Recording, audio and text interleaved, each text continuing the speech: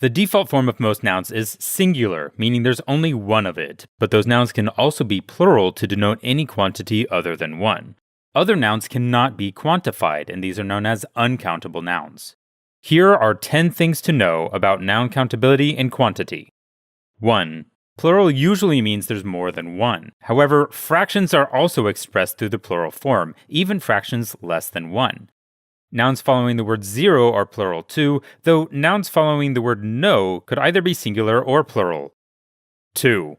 Regular plurals are created when you add an s at the end, though sometimes the base word requires a bit more adjustment. For example, words that end with the s, z, sh, ch, and x sounds need an e before the final plural s. Words that end with a consonant then y should change the y to an I before adding es, and words that end in f should change the f to a v before adding es. 3.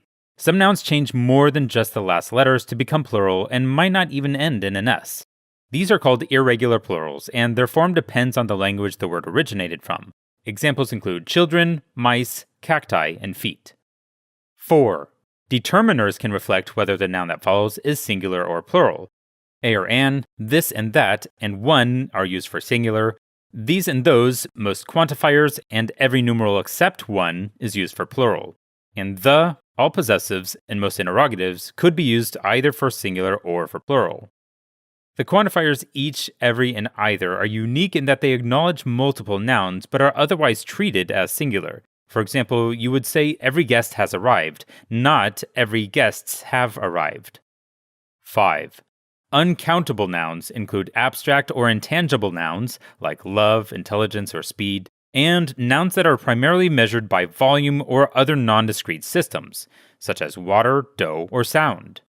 Some nouns could be expressed either as countable or uncountable depending on the context, especially foods like steak or cheese, or materials like metal or paper. 6.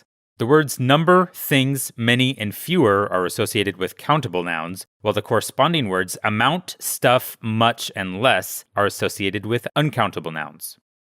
7. Uncountable nouns behave like singular nouns in two ways. First, they can be represented by singular pronouns it, this, and that.